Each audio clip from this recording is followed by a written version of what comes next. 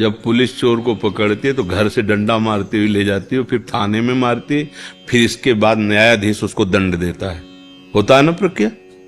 हम प्रगट का उदाहरण देते हैं। पहले घर से पकड़ने से लेकर के थाने तक जय बार मन आया तय बार लात घूंसा थप्पड़, और थाने में डट के डंडों से पिटाई, और इसके बाद हथकड़ी लगा करके पूरी फाइल बना करके जज के सामने फिर वहां उसको सजा सुनाई जाती है। अभी तक क्या हो रहा था?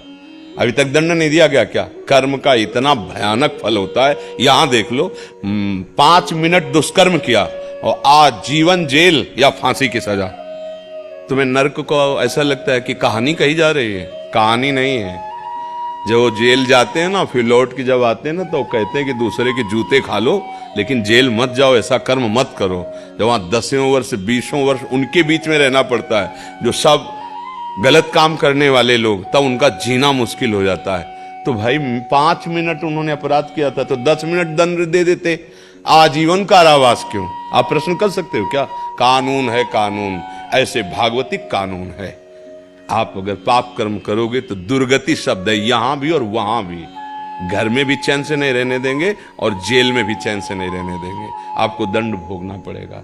इसलिए डरो, कानून से डरो, समाज से डरो, धर्म से डरो, अपराध से डरो, कोई गलती ना हो जाए।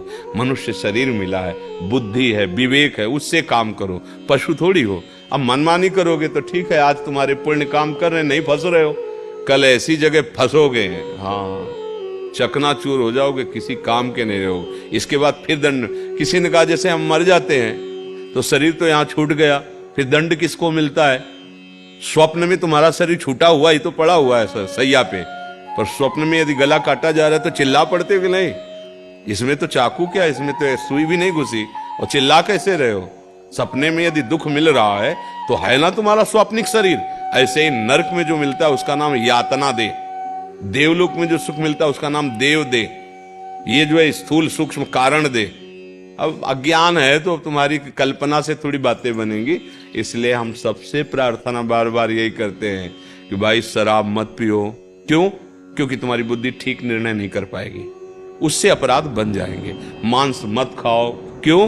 क्योंकि इस अपराध से तुम्हारी बुद्धि भ्रष्ट हो जाएगी। व्यभिचार मत करो, पराया जो धर्म के शासन से अलग भोग आदि वो मत करो।